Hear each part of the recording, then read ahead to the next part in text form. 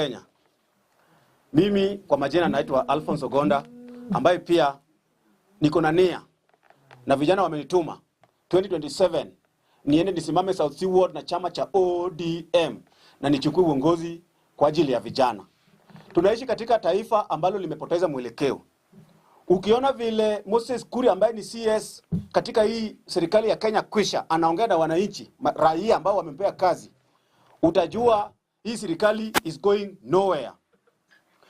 A government is there to serve the people, but you cannot have a government that is bragging for the people they are supposed to serve.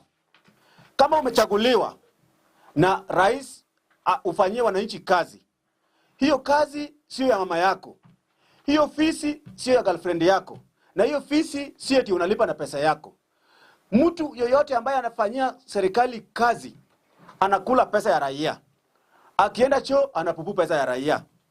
Akikojoa anakojoa pesa ya raia. Akilala analalia pesa ya raia.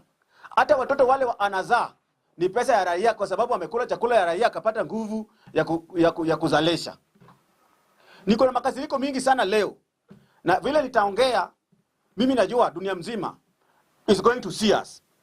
Americans are watching us. Australia is watching. UK is watching. Nataka kusema hivi, our friends from overseas, the population of Kenya is in stress. The population of Kenya is in agony. The population of Kenya is about to die.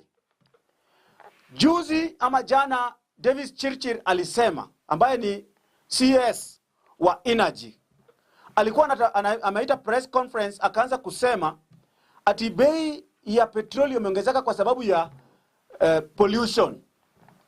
Pollution ni nini? Nani ameenda ka pollute mahali mafuta inachimbwa? Nani? Na mahali mafuta inachimbwa ni desert. Ni jangwani ambapo hakuna mimea, hakuna wanyama, hakuna hata watu wanaishi huko. Ni only mining companies wako hapo. Wamepollute nini? Some of our government officials think Kenyans are so stupid. Mumetuona wajinga sana kwa miaka mingi sana. I told William Ruto last weekend that the population you are ruling is a learned population. Average Kenyan akona certificate ya primary. Most Kenyans have Form 4 certificates. Majority of Kenyans have TVET, diploma and degrees. You cannot take microphone in a national platform and start telling Kenyans that the price of fuel has gone up due to pollution. In fact, if anything to go by, Kenya does not produce any oil. And Kenya is also the most polluted country because of poor policies. You cannot come to convince Kenyans at Kuwait, Qatar, and all OPEC countries are so polluted so that they have stopped producing oil. Just now, I have checked the international market. I have checked everything, and I've confirmed beyond reasonable doubt that Kenyan fuel price has gone up due to increased tax. The VAT tax on fuel was recently 8%. You have doubled it to 16%, meaning that if the cost of fuel was supposed to be around 80 shillings, you have doubled it such that it would be 160, where Uhuru left it.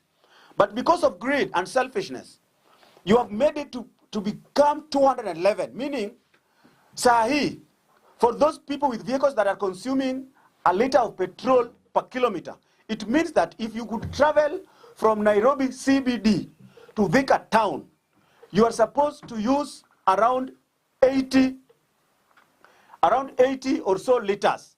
Now 80 liters times 211.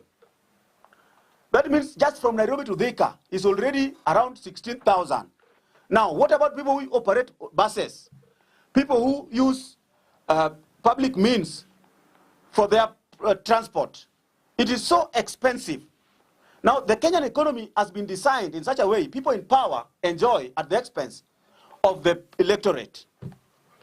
Sisi kama wa Kenya, ambao tunaishi Kenya, we are suffering so that even our friends who have gone abroad are not willing to come back to Kenya. That is where we are also getting a problem called brain drain.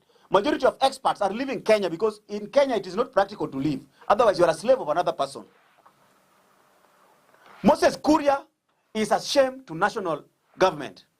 Moses Kuria is a national vampire. Moses Kuria is a national drawback. Moses Kuria is a national calamity. Moses Kuria is a national disaster. I'm saying the following because Moses Kuria does not have etiquette. Hana heshima. You cannot address the people who elected a government you are serving, telling them to go and dig their wells. Moses Kuria, I'm speaking in English so that the whole globe can know what's happening in Kenya. Let me act as a reporter for the global community that a cabinet secretary for trade in Kenya recently told Kenyans that because they feel fuel is so high, they should dig oil wells in their homes. That is what Moses Kuria did in Kenya. Moses Kuria, matako yako. Matako yako mara 100 kwa sababu wewe ni mjinga kuliko wajinga wote. Wajinga wakipangwa Kenya, Moses Kuria anakuwa number 1 kwa wajinga. Hakuna mtu amewahi chimba mafuta kwake. Hata wewe Moses Kuria na hiyo mguu yako kilema, huwezi chimba mafuta kwako. Petroleum does not form everywhere in the world. There are only a few places where crude oil can be found. And Africa, the only lucky country that had oil is Nigeria and some parts of Angola. Other countries in Africa do not produce oil. Oil is mostly produced in Middle East, where the group of oil producing and exporting countries, OPEC, are located. Wewe na mgunusu unakuja hapa unatuambia ati kila mtu kama ameona bei ya mafuta ni expensive, achimbe yake. Tuchimbe mamako. Kenyans are in distress. An average Kenyan with 2 children cannot provide for the children effectively because kama mtoto ameenda shule, ulipe fee, ulipe rent, health pia iko hapa. Uwezi hata vaa nguo. Wakenya sasa hivi wanavaa nguo imeraruka. And it is not because they like it. No one wants to walk in rags. But an economy designed for robbers. Moses Kuria, niliongea juzi na nilisema, Ruto kama umerudi Kenya unataka tuone kama wewe uko serious. The first person mwenye anafaa kuachishwa kazi ni Moses Kuria. Moses Kuria anaambia wa mama wachimbe kisima ya mafuta kwao. Na juzi akaenda Citizen Television, alileta aibu kubwa dunia mzima. Ati amekaa pale na koti inakaa ngozi ya kangaroo. Anasema ati bei ya mafuta ya edible oil, mafuta ya kupika, ati ni 125. Haya, watu wa Citizen wakamwambia, tafadhali mheshimiwa, sisi we are sorry, pengine sisi tuko na information wrong.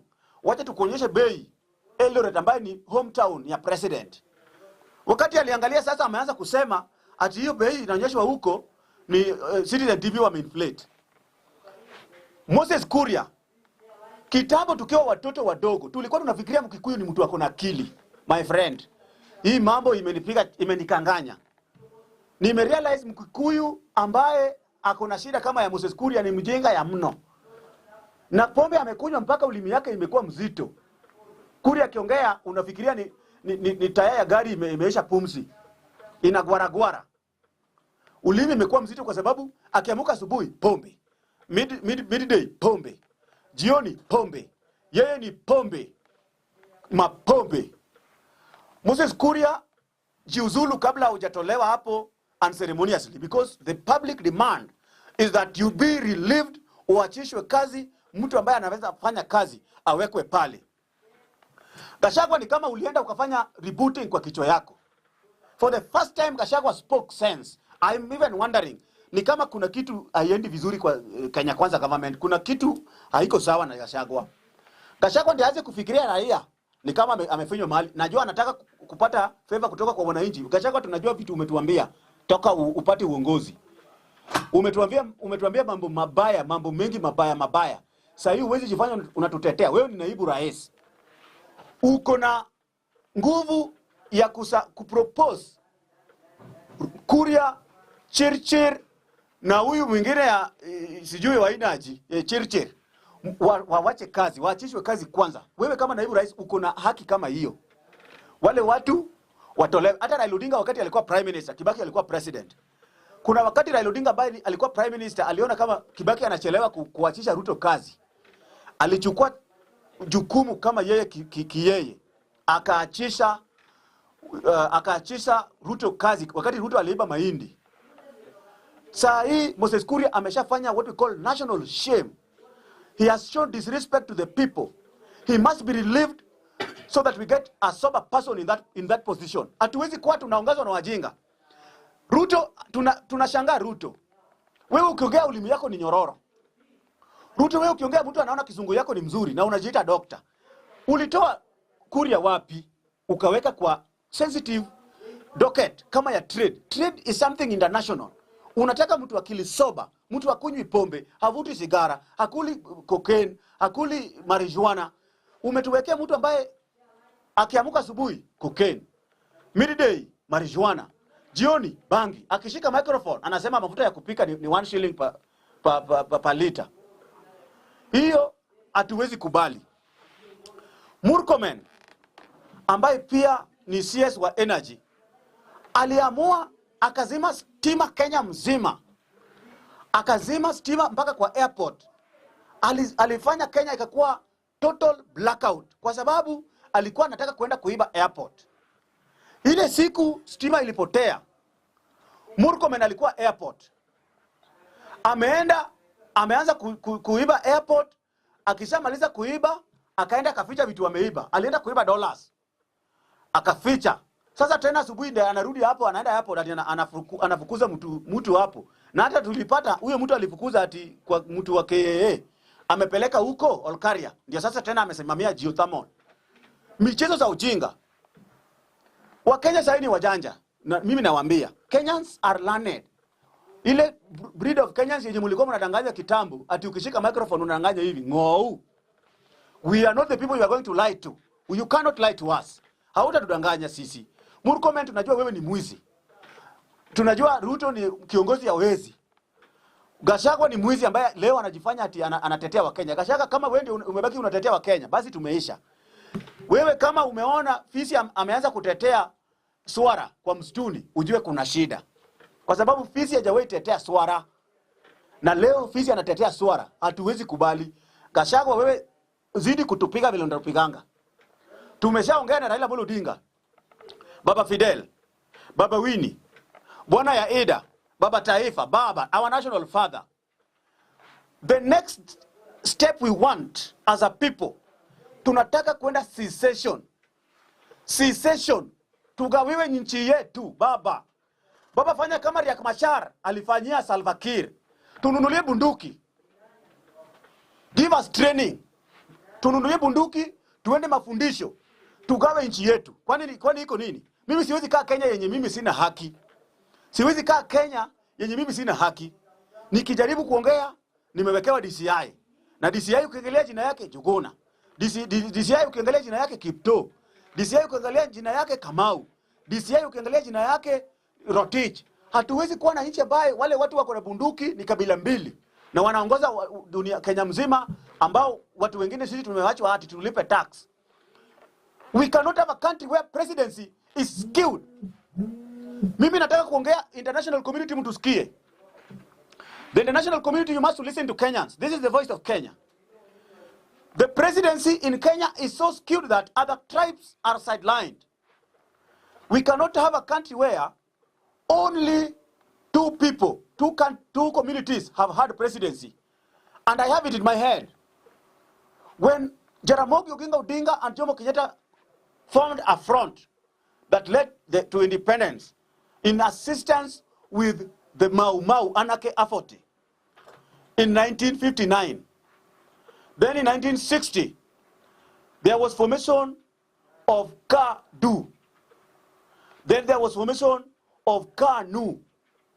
In 1963, Kenya got independence. After Oginga Odinga said, mimi siwezi chukua urais, lazima mtoe ndugu yangu ambaye ni Kenyatta gerezani, alikuwa pale Maralal, Kapenguria.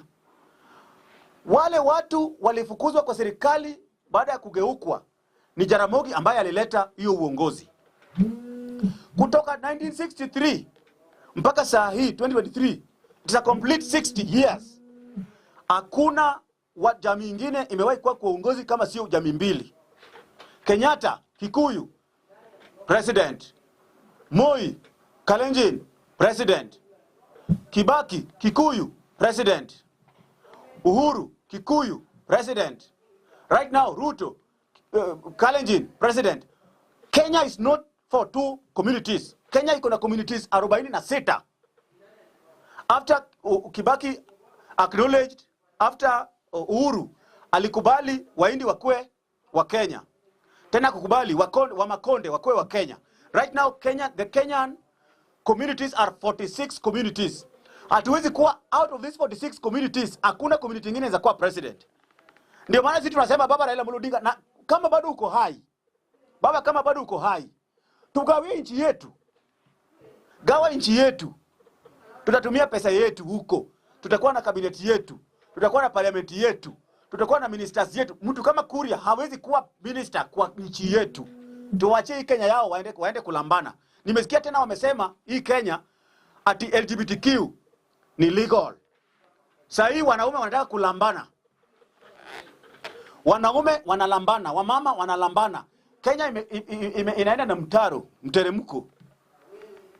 Ruto ameenda kusema Amerika ati yeye anataka wanaume waoane. Hata yeye akirudi aoe Gachagua na atengeneze wedding kubwa. Nione vile Gachagua anacheka kwa net. Fikiria tu Gachagua amevalishwa net, yeye ni bibi ya Ruto. Meno iko nje kama ya mamba. Hizo ni vitu sisi kama watu wa Azimio hatutaki. Nataka kusema mambo mengine.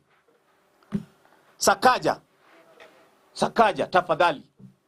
Mimi ni mtu niko na information. Na saa zingine na nyamaza, lakini najua wewe ni governor ambaye uko one term governor. Sakaja, salary yako, kama nimesema uko kwa mkutano kila siku, uko na meeting, uko na allowances. Sakaja, salary yako haiwezi pita 2 million per month. Meaning in a year you should have 24 million. But Sakaja, you have bought 3 houses, each 200 million. Na mwenye umetumia account yake, umeandika jina yake ni Ngei. Mimi najua Ngei in person. Ngei nakujua. Sakaja nakujua. Na mimi najua mpaka personal advisor wa Sakaja na vile anakuadvise. Sakaja, kama utanikula, mimi unikule. Kama utaniua, uniue. Personal assistant, personal advisor wako, mimi namjua kwa majina na sura na mali anaishi. Kama itakuwa mbaya, tutasema ikuwe mbaya. Tutasema ikuwe mbaya. Hatuwezi kubali Nairobi governor anaiba kuliko kila mtu. Alafu ameshinda tu kuajiri watu wazee. County government imeajiri wazee. Hakuna kijana umeajiri. Kwa wale watu 3500 uliajiri, 90% ni wazee. Hiyo ni ujinga, siwezi kubali. That is being stupid. London, you bought a house worth 200 million. Your salary is, kama ni mingi, 2 million kwa mwezi juu. Pia kuna wizi unafanya. Hii 200 million for you to make. How many years do you need in office to make 200 million? Because in 1 year you make 24 million. Kama kwa hizi conference mingi, unajitengenezea allowances. In a year you can make 24 million. It means you need 5 good years to make 200 million. Wewe usha make in less than a year in office. Ushanunua nyumba 3. Wewe unaongoza ng'ombe gani? Kondoo gani unaongoza? Unaongoza wajinga wangapi in Nairobi?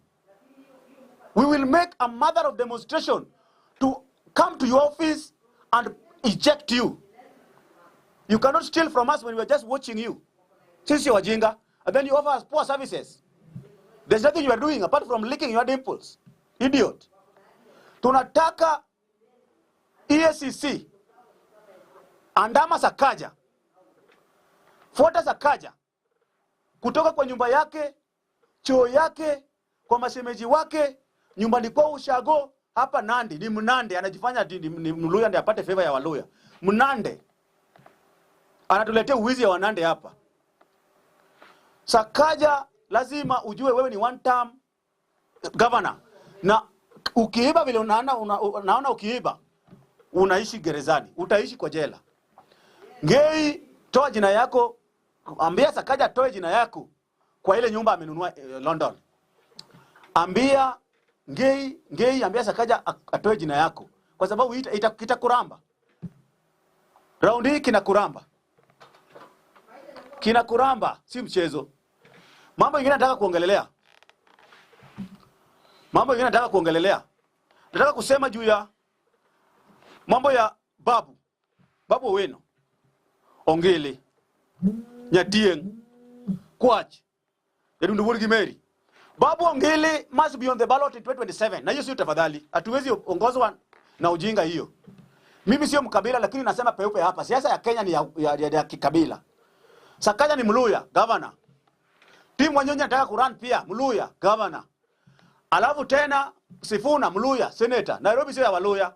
Mimi nimesema nimepumua. Nairobi sio ya Waluya. Babu, go and run for governor. Hata kama unaenda na tip ya Kaleme Ndile, you will win it.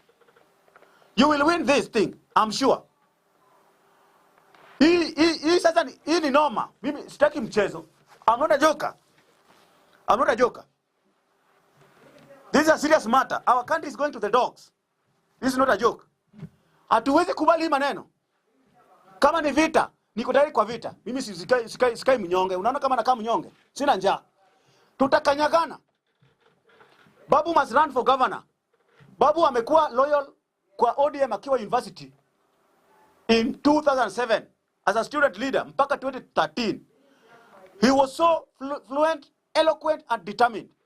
Babu huyu kwa organization in terms of mobilization na kufanya watu waende maandamano yenye iko na nguvu ni Babu Owino Nairobi. Alafu ikifika wakati wa kugawa keki anaambiwa ngoja nje, wale watu hawajaleta kitu kwa meza wanagawa keki. Haitawezekana round hii. Kama ni ngumu tutambia sisi kama vijana tutambia Babu, badilisha barabara. Kwani ni kesho? Babu Owino must be on the ballot. Hiyo nayo hata sio tafadhali. It is not a matter of please. It is a must. Babu must be on the ballot. Na Babu najua nilisikia vile Babu anaongea. Watu wengine hawajui Babu anaenda kurun. Babu is going to run. Now that is what we want. Babu must run for 2027 akuwe governor. Aongoze Nairobi kwa njia moja mswaki mpaka 2032. Ikifika 2032 pop presidential race. The only person from the Luo community I trust and believe, mimi naamini hata ibiwa kura ni Babu Owino. Utaibia yeye aje? Niambie vile utaanza kuibia Babu kura. Niambie. Na ukimuibia utakaa wapi? Utakuwa hii Kenya. Babu 2027 governor, 2032 president straight line moja. Na ukishika president tunatoa term limit. Unaongoza mpaka uzeeke. Pia sisi tunalipisha. Babu akishika presidency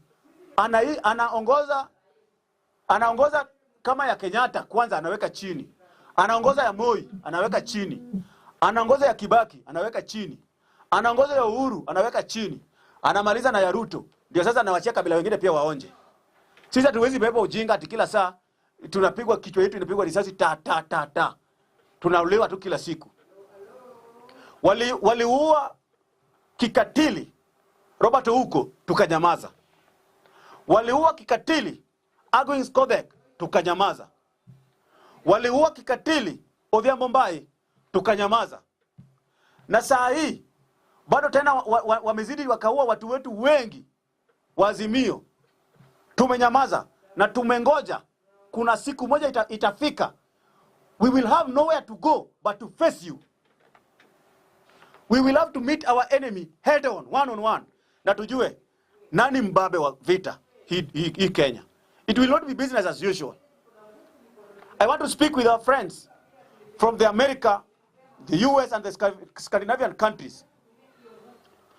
Our people have been killed in cold blood in our quest for democracy. Our people have been murdered in our quest for democracy. Our businesses have been spoiled, bombarded and scattered just because we are fighting for democracy. A time will come, we will seek your support for a self-determination. A time will come when we will seek your support for a stable economy in our own determination. A time will come, we will have our own flag. A time will come that we must have our own president. And that time is sooner than soon. Hatutaki ujinga. Mimi nasema na narudia. The generation of Kenyans that are on this country now is a learned generation. Huwezi tubeba ujinga. Ati president amechukua Kenya anatumia kama kibanda ya M-Pesa. Ruto wako na tili ya Kenya mzima. 222. Mtu akilipa mahari, simu ya Ruto inalea. Mtu akilipa lodging, simu ya Ruto inalea. Mtu akilipa bajia, simu ya Ruto inalea. Mtu akinunua gari, simu. Kenya sio M-Pesa ya Ruto. Lazima mambo ya one till number itolewe. Na hizo ndio mambo lazima pia tukatae. Hatuwezi kuwa wajinga ati Ruto ana con Kenya na watu wanamshabikia. That cannot happen. Nataka kuongea kidogo kwa mambo ya siasa ya Lang'ata na msichana ambaye anafikiria kuuza matako ni biashara. Anaitwa Nyako. Nyako, kwanza nataka unijue, pengine unijui. Mimi ni Alphonse Ogonda na mimi ni mjukuu wa mwisho katika ukoo wa Daudi. Na Daudi alirusha mawe moja pekee ikamaliza Goliath. Nyako, wewe unatoshana na Goliath? Hata matako moja pekee ya Goliath ingekuumba Nyako 10. Na mimi babu yangu Daudi aliua Goliath na mawe moja. Kwanza mtu asikudanganye ati kama uko famous kwa TikTok. Hii sio mchezo Nyako. Mtu asikudanganye kama uko famous TikTok ati you are famous in Kenya, my friend. The day you will come to Kenya and try doing politics, you will meet us and you will know. Ni kama ujui. Ati umepaka lipstick unatusi watu kwa TikTok unafikiria, my friend. Kenya kuna slap moja hata sio lipstick inatoka, ni lips yote inaanguka chini. Sisi hatukuogopi. Kama umefanya umalaya Marekani umepata pesa, kula na malaya wenzako. Sisi sio malaya. Na hakuna mtu Kenya anakutaka. Sisi hatuwezi kukutaka. Wewe meza dawa. Wewe ni mgonjwa. Na wewe ni mgonjwa uko na kiherehere. Hakuna vile unaweza kuja unaanza kuongea kwa siasa ya Lang'ata. Wewe kwanza sio mpiga kura wa Kenya. You are voting nowhere in the world. You cannot talk about politics when you are a refugee. Huwezi kuongea mambo ya siasa wewe Nyako. Na wewe Nyako ukiona watu wanakusifu au ni wajinga. Mimi siwezi kukusifu. Nikusifu nini? My food. Niliona kama unapiga Jalango na wewe sio hata member wa ODM. Mimi ni member wa ODM. Number 1155. Niko na kitambulisho ya ODM. Mimi nalipa royalty ODM. Sisi tunajua mahali Jalango aliteleza. Na tumemweka chini tumemuongelesha. Na akona date na baba. Anaenda kuomba baba msamaha kama baba binafsi. Juzi wakati baba alikuwa katika birthday ya mtoto ya Caleb Amisi, mbunge wa Saboti. Jalango aliungana baba. Baba alimwambia ODM ni chama na iko na katiba yake. Wale watu wanakamati watafanya hiyo process, lakini wakishafanya hiyo process wewe nyamaza. Na Jalango amenyamaza. Hajatusi baba. Amesema tu, aliambia tu watu wa media wenye walikuwa wanamhoji akamwambia mimi sijawacha ODM. Na baba hajanifukuza ODM. Na baba ukiona hajanifukuza inamaanisha bado niko ODM. Na wewe Nyako na lipstick ya 10 bob na matako quarter unaanza kutusi Jalango. It is uncouth of you. Wachana nayo. Wewe sio Mkenya. Wewe ni malingara in the world. You're just malingering. Wachana na siasa ya Kenya. Uwezani? Bado uko mbali sana siasa ya Kenya. Wachana nayo. Kwa watu wetu wa Mlima Kenya. Hii ndio sasa tunasema punda imeuma mwenyewe ama umbwa imeuma mwenyewe. Umbwa sasa inauma mwenyewe. Muliimba ingai wakwa iganero Ruto iganero mwadhani macheta. Muliimba mwadhani macheta mapieka Ruto ongeza fuel tafadhali, ongeza fuel. Watu wa Mlima Kenya ndio wako na matatu Nairobi. Wapandishe bei, Wakenya watembee miguu, gari iende parking ioze. Waliambiwa warning. Na hata huyu Ruto alisema, na niliwa warn, una warn kondoo hana sikio, deaf. You are dumb and deaf. Hamuoni, hamusikii. Nyinyi ni wakondoo tu wengi Mlima Kenya. Sasa ameongeza fuel, mnataka sisi tuandamane. Sisi ndio tuko na mwili ya kupigwa risasi. This time round we are not demonstrating for a Kikuyu whose business is collapsing. Mimi nimesema na Kizungu muelewe. Hatutaenda maandamano kwa sababu biashara ya Mkikuyu inaanguka. Ianguke itoshane. Gasia. Uhuru mwenyewe kijana yenu amewata Sagana 1 amemwambia Ruto ni vampire. Mkakataa. Uhuru kijana yenu akawaita